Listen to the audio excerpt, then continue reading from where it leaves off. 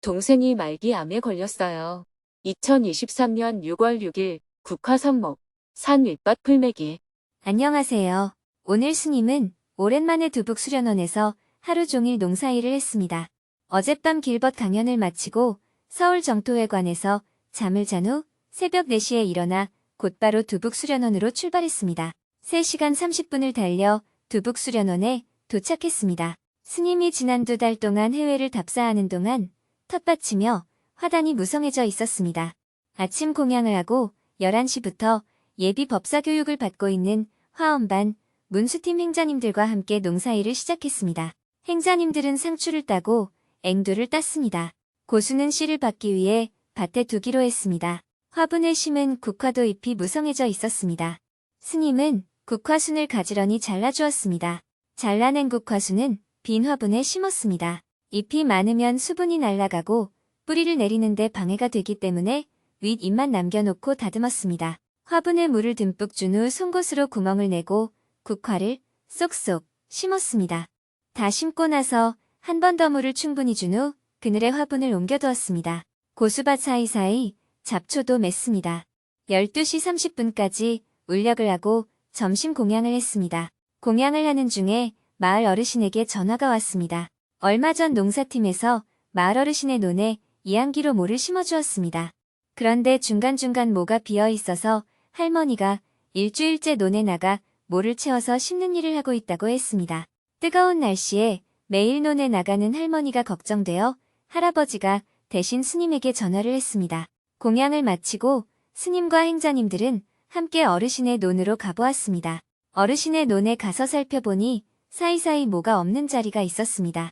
워낙 잘못 심었을 거라 예상하고 봐서 그런지 생각보다 잘했네요.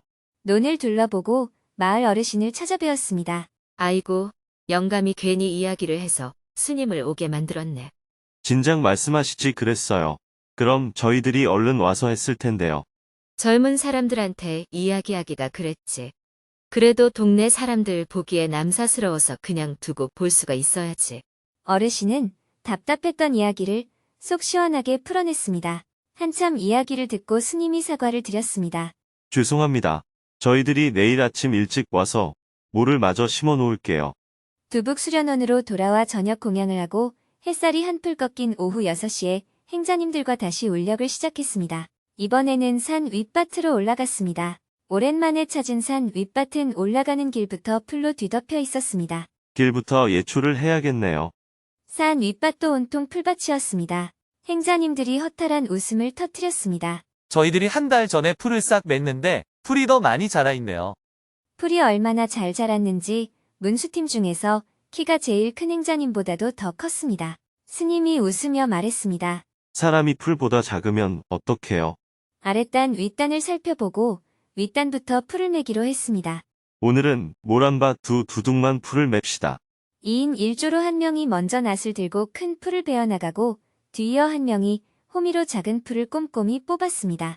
엄청나게 자란 풀을 뽑으며 행자님들은 인류가 왜 농기계를 개발했는지 알겠다 하며 이야기를 나누었습니다.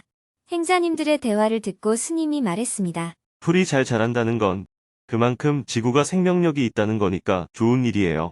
그렇네요, 스님.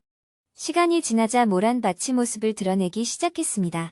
큰 풀을 어느 정도 다 베자 스님도 낫을 놓고 호미를 들었습니다. 한참 풀을 메고 있는데 호미가 뚝 부러졌습니다. 아이고, 쑥 뿌리가 얼마나 센지 호미가 부러져 버렸어요. 호미를 바꿔 계속 풀을 맸습니다. 울력을 하다가 저녁 7시가 되자 행자님들은 밭 한편에 베어놓은 풀을 깔고 저녁 예불을 드렸습니다. 예불을 드리고 계속 울력을 이어갔습니다. 스님과 행자님들은 모란밭 두 두둑을 다 메고 어느덧 도라지 밭까지 메고 있었습니다. 아무도 그만하자는 말 없이 계속 밭을 맸습니다. 저녁 8시가 되어 울력을 마쳤습니다. 오늘은 여기까지 합시다. 도구를 정리해 밭을 내려왔습니다. 두북 수련원으로 돌아가는 사이 날이 어둑어둑해졌습니다. 스님은 울력을 마치고 씻은 후 원고 교정을 하고 하루를 마무리했습니다. 내일은 새벽에 어르신의 논에 가서 모를 심고 오후에도 밀린 울력을 한 후 저녁에는 수행법회 생방송을 할 예정입니다. 오늘은 법문이 없었기 때문에 어제 길벗 강연에서 소개하지 못한 내용을 전하며 글을 마칩니다. 동생이 말기암에 걸렸어요. 동생이 유방암, 사기, 항암 투병 중입니다. 현재 저희 어머니께서 동생 가까이에서 동생을 돌보고 있는 상황입니다. 한 번은 동생이 자기가 암에 걸린 이유가 가족으로부터 사랑을 받지 못하고 상처를 받았기 때문이라고 얘기한 적이 있습니다. 저는 동생이 아프니까 그런 말을 하는 것이 이해는 되지만 동생을 돌보면서 그런 말을 듣게 되는 어머니의 건강도 걱정입니다. 동생이 너무 부정적이고 원망 어린 말을 쏟아낼 때 어떻게 대해야 할지 모르겠습니다. 저도 불안하고 걱정이 많아지니 감정 조절이 힘들 때가 많습니다. 어머니의 연세가 어떻게 되셨어요? 이제 이른을 바라보고 계십니다. 어머니도 치매나 암에 걸릴까봐 걱정이 됩니다. 어머니와 유방암 사기인 동생 중에 지금 누가 더 급해요? 동생이요. 더 급한 사람이 어떤 말이든 막 쏟아내야 하지 않을까요? 동생이 하는 말을 자꾸 어머니와 연결지어 생각하지 말고 객관적으로 보세요. 동생은 무슨 말이든 자기 마음에 있는 걸 쏟아내는 게 정상입니다. 그렇게 하는 게 동생에게는 더 좋은 일이에요. 동생은 곧 죽을지도 모르는 상황이잖아요. 죽을 때 죽더라도 자기 속에 있는 상처를 마음껏 쏟아내고 죽는 게 낫죠. 그리고 그런 말들을 다 쏟아내야 병을 치료하는 데에도 도움이 됩니다. 스님이 가끔 남편이 술 먹는 걸 보약이라고 생각해라. 이렇게 얘기하니까 술이 어떻게 보약이냐고들 합니다. 그런데 남편이 술을 먹는 이유는 내면에 엄청난 스트레스를 받고 있기 때문이에요. 그 스트레스를 아내에게다 풀면 아내가 받아줄까요? 싸움이 나서 같이 못 살게 되겠죠. 그래서 남편은 술을 먹는 것으로 자신의 스트레스를 푸는 겁니다. 술만 생각하면 나쁘지만 생명적 관점에서 보면 술을 마셔서 하루하루 생명줄이 더 길어지고 있는 거예요. 그래서 내가 술이 약이라고 하는 겁니다. 약과 독이 따로 없습니다. 그것이 사람을 살리는 쪽으로 작용하면 술이 아니라 그 무엇이라도 약이 될 수 있고 그것이 사람을 죽이는 쪽으로 작용하면 산삼이라 해도 독이 될 수 있습니다. 아픈 사람을 낫게 하면 약이고 건강을 나쁘게 하면 독인 거예요. 음식이 맛있다고 과식을 하는 것도 다 독이 되는 일입니다. 입에는 맛있지만 몸에는 독이에요. 특히 고기를 많이 먹는 것이 그렇습니다. 요즘은 동물들을 좁은 우리에 가두고 엄청난 스트레스를 받도록 해서 키우지 않습니까? 그렇기 때문에 동물들의 몸에 독성이 가득 들어 있습니다.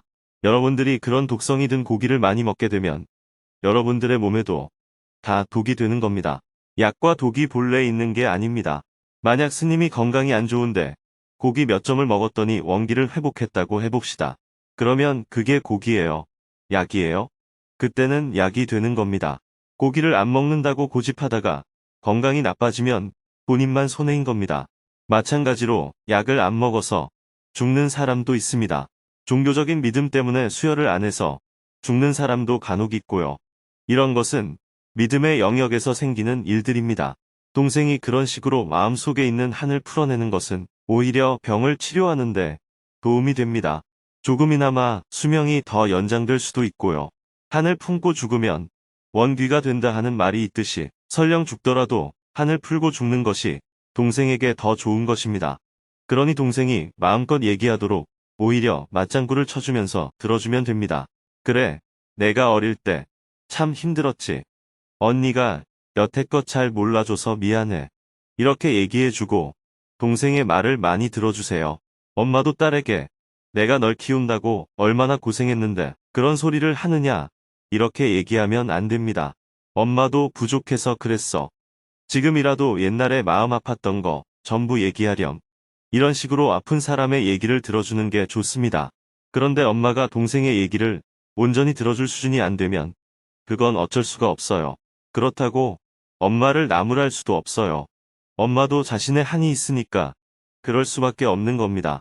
그러니 엄마가 동생의 얘기를 못 들어줄 상태라면 동생의 얘기는 질문자가 들어주되 그 내용을 엄마에게 전할 필요까지는 없어요. 만약 동생이 엄마한테 하소연할 때 엄마가 받아줄 상태가 아니라면 엄마에게 이렇게 제안해 보세요. 엄마, 동생이 많이 아프고 힘든데 죽기 전에 속에 있는 얘기라도 다 하고 죽도록 우리가 좀 풀어주면 어떨까요? 너무 살고 죽는 것에 연연해서 생각하지 말고 동생의 한을 풀어준다는 관점을 가져보세요. 한을 풀어주는 것만으로도 치료에 도움이 됩니다. 한을 풀게 되면 어쩌면 살 수도 있어요. 그런데 살고 죽는 것에 너무 매달리면 나중에 동생이 죽게 되었을 때 큰 실망을 하게 됩니다. 사기까지 진행된 암이라면 거의 죽는다고 봐야 됩니다. 그렇다고 너무 슬퍼할 필요는 없어요. 전체적인 통계를 보면 확률이라는 게 있잖아요. 암이 사기까지 진행된 사람도 1000명 중에 1명은 살 수가 있습니다. 어떤 특별한 치료를 받아서 사는 게 아니고 생명의 원리에 의해서 살아날 수가 있다는 겁니다. 다만 확률이 매우 낮죠. 대부분은 의사의 진단대로 삶을 마감하게 됩니다. 그런데 그런 진단을 받은 사람이 갑자기 기독교를 믿어서 나았거나 절을 하고 기도해서 나았다고 하면 난리가 나죠. 제 말은 자연적 생명의 원리에 의해서 살아날 확률도 있다는 얘기입니다. 1000명 중에 1명이라는 것은 수치로 계산하면 0.1%의 가능성을 의미합니다. 살 수 있는 가능성이 거의 없지만 종종 살게 되는 경우도 발생할 수 있다는 거예요. 그래서 너무 낙담할 필요는 없습니다. 의사가 예측한 대로 동생이 죽게 되면 사별을 할 수밖에 없고 조금 더 길게 연명이 되면 그것대로 동생의 옆에 있어주세요. 살아나면 살아나는 대로 기쁘게 받아들이면 됩니다. 이런 관점을 갖고 동생을 보살펴 주시면 좋을 것 같아요. 동생의 한을 풀어주는 것은 좋은 일입니다. 동생이 악담을 하고 화를 내면 낼수록 동생한테 도움이 되기 때문에 기쁘게 들어주는 게 필요합니다. 네. 감사합니다.